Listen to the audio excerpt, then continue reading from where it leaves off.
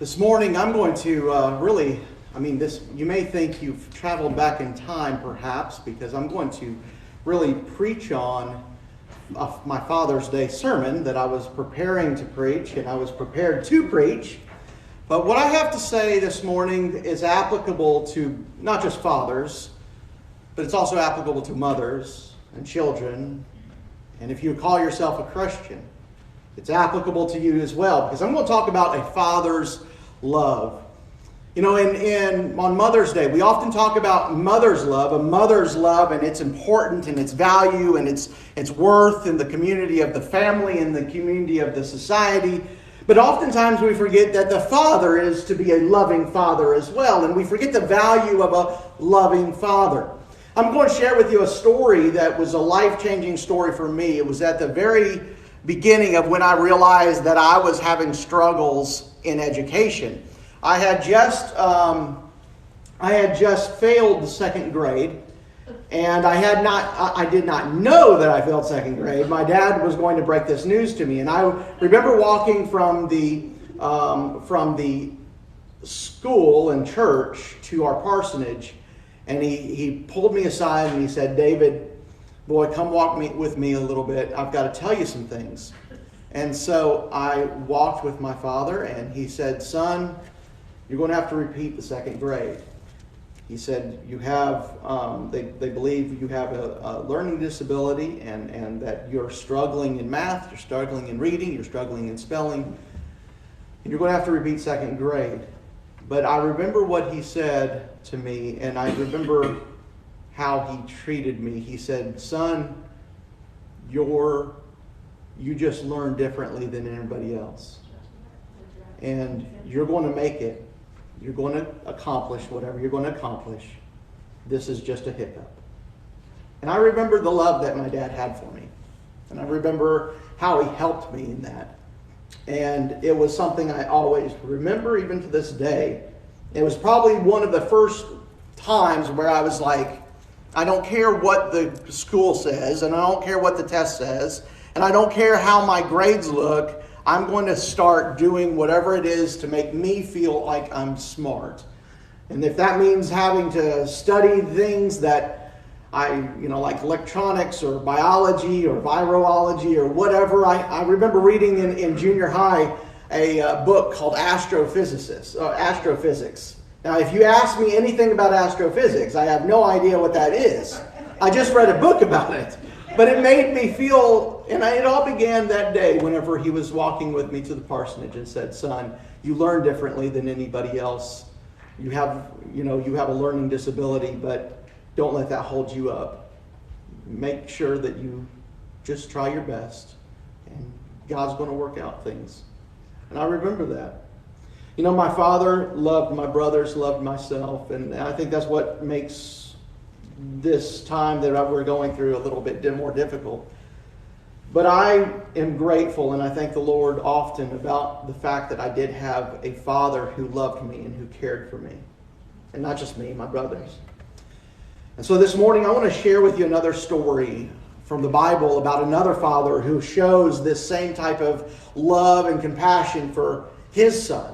It's found in Mark chapter 9, verse 14 through 19. Mark chapter 9, verse 14 through 19.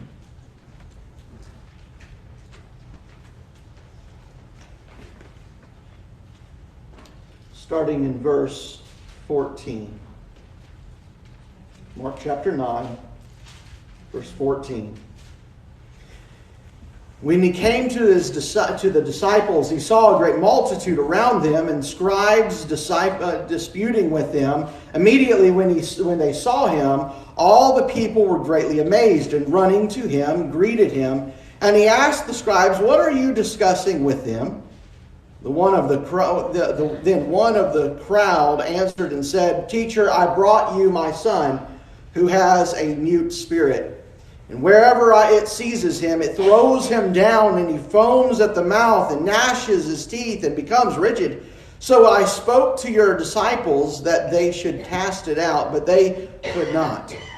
He answered him and said, 'O faithless generation, how long shall I be with you? How long shall I bear with you? Bring him to me.'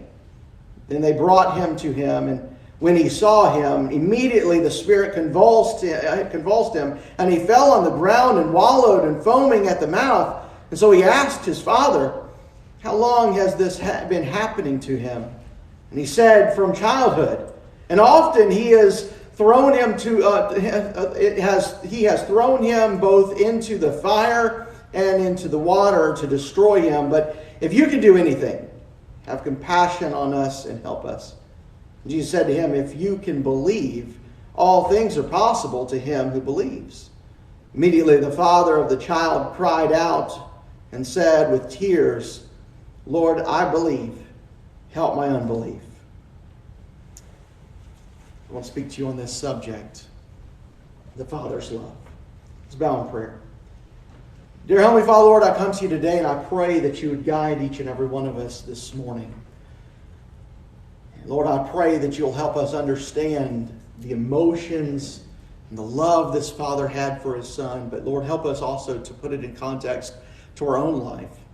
How this Father's love for his Son should be the same kind of love we show one another as Christians. The same kind of love we show as children to our parents. The same kind of love that we show to our spouses. The same kind of love that we show to our neighbors. And yes, the same kind of love we show to even our enemies. Lord, help us understand this kind of love. Be with us, guide us, and direct us. We ask this in Jesus' name. Amen. This father had a problem he couldn't fix. His father had a problem that he could not understand how to fix the situation. His son was in desperate need of some help. This son was demonically possessed. And this demon possession would control him. It would cause him to not be able to speak. I mean, could you imagine the heartbreak this father had? He couldn't speak to his own father. He couldn't hear, "I love you, Dad." He couldn't say, "Help me, Dad." He was mute because of this demonic possession. As they would walk around town, as the demon would control his body, he would be thrown down on the ground, foaming at the mouth, gnashing his teeth, and he would roll around all over the place, and there was nothing that the father could do. It was wasting him away. He wasn't able to eat very well, and he was wasting away, and his body was slowly dying, and he was watching it, and there was nothing the father could do. He loved his son, though. There was times that they were around a fire and this demon would control him and throw him into the fire. And the father rushed in and picked him out of the fire and helped him along the way. There was times where he was thrown into the river and he was about to drown, but his father jumped in and rescued him. He loved his son, but he was also demonically possessed. There was nothing he could do. As he was traveling down in Caesarea Philippi, people would see this boy that was demonically possessed and throwing these fits out in the public square. And he was standing there in love with his son, wishing he could do something, wishing he could help him in some way, shape, or form. And everybody else around him was looking in disgust and awe and fear. And they were walking away from him. But this father's love was for this son. Some of these people that would look at this boy blamed even the father. Something must have been the cause of this boy's demonic possession. It must be the father or the mother, or it must be something in the family that caused this to happen. And if the father could figure out what that would be and change it, he would. But there was nothing he could do. And then one day he hears a story. He hears about Jesus and what he is doing in Galilee. He hears that people are being healed. He hears that the demonically possessed are being cast out. And all of a sudden he hears that Jesus and his disciples are at Caesarea Philippi. And he says, "This is my opportunity. I'm going to take my son to Caesarea Philippi. I don't care the cost. I don't care the time. I'll make time. I'll do whatever it takes because I want my son to be healed." So he goes up to Caesarea Philippi. He looks for Jesus and he finds the disciples and he gets excited because here's this guy that he's been hearing about in Galilee that's been doing all these things. And all of a sudden he asks one of the disciples, "Hey, where is Jesus?" And he says, "Well, he's up on top of the mountain with Peter and John." And the Father looks, says, "What am I going to do? I guess I can wait for him." Well, the disciple said, "Don't worry about this. What's going on? What's the matter with your... why do you need to see him?" And he said, "Well, my son is demonically possessed, and there's nothing I can do. He's completely wasting away, and I don't know what more time I have left. Can you do something? Can he do something?" And the disciple says, "Hey, don't worry about this. We've been doing this for a long time. In fact, Jesus has given us authority to do this. We've cast out demons before and we've healed people before because Jesus has given us the authority to do that. And so this is not a problem." And so one disciple after another tries to cast out this demon, but unsuccessfully. Slowly, each one is trying to do whatever they can to cast this demon out, it's starting to draw a crowd. It's starting to draw individuals coming. And there are certain scribes and Pharisees that are enjoying this. They are loving the fact that these followers of Christ can do nothing. Some of them are even questioning, "Well, what are you doing? Why isn't it working? If your Jesus is the Messiah and he gave you all of this power and ability, why isn't it working?" And maybe it's just a show. So they're questioning the disciples. And all of a sudden, Jesus with his two disciples off the mountain of transfiguration come and they see this great crowd. And Jesus sees this crowd and he sees the scribes questioning his disciples. And all of a sudden, somebody in the crowd notices, "Hey, there's Jesus." Maybe he has an answer why this demonic possessed kid can't be healed. Maybe he has a solution. Maybe he can do something. I don't know. Let's see. And so they all rush in to see Jesus. And Jesus looks at the scribes and he says, "What are you questioning my disciples about?"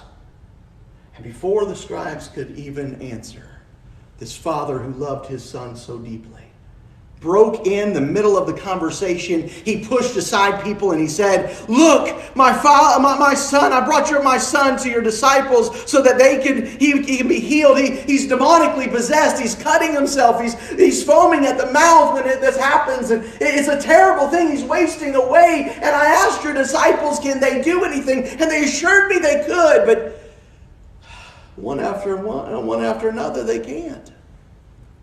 Jesus looks at the crowd and says, "How long will I be with you, O faithless generation?"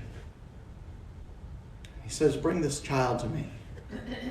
As the child is brought to Jesus, all of a sudden he has one of these demonic fits and he's thrown to the ground and he begins foaming at the mouth and gnashing, and it's a chaotic mess, and everybody starts scattering away from the son as he's wallowing in the ground and the dust is being kicked up, and Jesus looks at the father and says, "How long has this happened?" And the father looks at Jesus and says, "Since his childhood, since he was a little boy. I've been dealing with this for a long time. There was times where I had to catch him and keep him from the fire. There was times where I had to keep him from drowning. Jesus, if you can do anything, if there's anything that you can do, please help us. Please. I'm at my wit's end." Jesus looks at the father and says, "If you can believe, all things are possible for those who believe." And this father is in desperate need for somebody to help him, and he's already had his desires, goals, and things dashed time and time again. He doesn't have much faith anymore. It seems like this is at the end of his rope. But in one last desperation, he says, "I believe. There's not much here. There's not much belief, but I believe. But Lord, help my unbelief. Whatever it takes to heal my son, help me to believe enough so that my son can be healed." And with that, Jesus talks to the demon and casts him out. and the Son is made whole, and the Father is reunited with His Son. And that's the story found in this passage. And as I thought about this story, as I thought about this Father's love, it is something that I believe we need to have as fathers, is to love our children in this way. But it's not just for fathers. Mothers should love their children in this way as well. It's not for mothers and fathers only. It's for grandparents. It's for children to love their parents in this way. It is for every born-again believer who is a Christ follower. We are to love in this way, as like this Father loved His Son. You are to love others in this way. In fact, you are to love others even if they are your enemies. Say, I don't like that person. You are still to love that person like this Father loved His Son. See, we need to love others. If there's one truth out of this passage, out of this story, that I get out of it, is to love others. We need to love others with a preserving love. The Father loved His Son, even though He was not perfect, even though He was flawed, even though He was rolling around in the ground and foaming and cutting, and everybody else was scattering and worried, oh, this guy's crazy, get away from him, I hope I don't catch it. But this Father looked at Him in love. And anybody who knows, anybody who's had to love a child understands what I'm talking about. Especially when that child is sick. I remember Kaylia going to surgery when she was a little baby. Man, I loved her, and I still do. But even with the tubes and everything going on in her body and all of things, I still loved her. You see, people are not perfect. People have flaws. People have issues. There are things that sometimes you go, why did they say what they said? Why did they do what they did? And yet, we are still to love them. We are still to love them no matter their flaws. The love that we have for others should be unconditional love. No matter the flaws or failures, no matter their sins, we should love them all the same where they are. Not what they could be, but who they are. Love them where they're at. Not what they could be. Not where they could go. You know, I think a lot of times in the church we have this idea of we want people to come to church and we want to love them as long as they form in our little box of what we believe a Christian ought to look like. But the problem with that is that we have to love them whether they look like you and I or whether they look differently. Whether they're in poverty or whether they're rich. Whether they're smart or whether they are struggling in areas. Whatever it may be, love them unconditionally. We have a hard time sometimes with new believers. We get them saved and they have problems and they have flaws and the old nature pops back up. And we sometimes just have, well, as long as you're following in this do list and this don't list, as long as you're doing all of those things, we love you as a church. But the moment you deviate that, the moment we see sin in your life, the moment we see you mess up, that's when the love stops and our condemnation begins. Love people unconditionally. No matter their flaws, no matter their issues, love them as if they were your own child. As if they were your own part of your family. We need to love others in that way. With a preserving love that no matter what problems and flaws we see, we love them nonetheless. By the way, there's not one sin, one iniquity, one issue that is so great that we could not love that person. And you say, well, how's that possible? It's possible because Jesus Christ loved us. And if you think you're lovable, that you are deserving of God's love, then you have a flawed view of your own sinfulness. The fact of the matter is when Jesus died on the cross for us, He showed His great love towards us in that while we were sinners, Christ died for us. And you may say, well, I'm not as bad as so-and-so. You were bad enough to die for him. You were bad enough to shed every drop of God's blood. And it costs God everything for you to be saved. Don't ever think that you were deserving of that love. And sometimes as Christians, we may have that viewpoint. Love others unconditionally because God loved you. Secondly, we need to love others with a perfect love. The Father loved His Son as He was, right? The Father loved His Son no matter if He was demon-possessed, no matter if He was rolling on the ground and foaming at the mouth and cutting Himself and wasting away. And it was kind of embarrassing, I'm sure, for this Father to walk down the main street of his village and all of a sudden his Son is has this demonic fit. I'm sure it was embarrassing because now everybody is seeing this that he would wish would be in closed doors. But now he can't hide it. He loved His Son unconditionally, yes. But can I tell you, it was a perfect love because He loved Him enough not to want to see His Son lying on the ground. In this day and age, we have a tendency for us to believe that love is tolerance. We have a tendency in this day and age to believe that if I love you, then I tolerate every sinful, wicked deed that you ever do. That's not love. That's like seeing somebody walk down the interstate blindfolded and you not say anything about the fact that they're about to die. We love other people unconditionally, yes, but we ought to have a perfect love that desires the best for their life. And one of the best things for a person's life is that they come to an understanding of who Jesus is personally. One of the best things for a Christian's life is that we follow Jesus Christ and live a holy life. So this love that we show to others is unconditional, yes, but we should desire that they live in the way that God would want them to live. So our desire is that they be changed by the power of Jesus Christ. Our desire is that they know Jesus.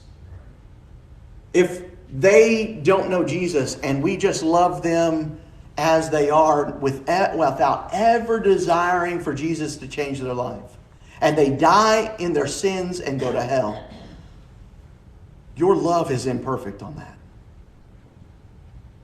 How can you say you love someone but you're not willing to warn them of the greatest danger that they will ever face? And that is not a danger that they'll face in this life. It is a danger that they'll have to face in all eternity. Perfect love is a love that says, I love you too much to let you stay the way you're at. And so what we do is we pray for them that they get saved. We look for opportunities to share Christ with them. We look for any time we can say, hey, can I share with you Jesus? Perfect love says, I see where you're at. I see your sins. I see the issues that you're dealing with. But I love you too much to let you stay there. And I'm willing to do whatever it takes to see you come to Christ. That's perfect love. It should be a love that is perfect. It should be a love that is preserving. And it should be a love that is pursuing. This father loved his son and was unwilling to give up his son, no matter how many setbacks he faced. Think about all the setbacks this man had faced. There was nothing that he could do personally.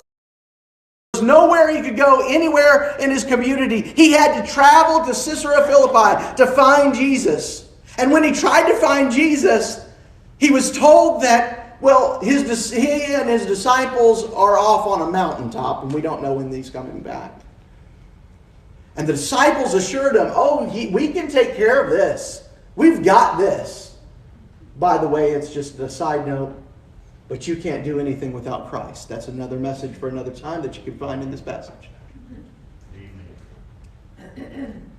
But can you imagine the disappointment when one after another disciple couldn't fix his son? No wonder he told Jesus, I believe, but help my unbelief. By the time Jesus came to him, he was completely broken.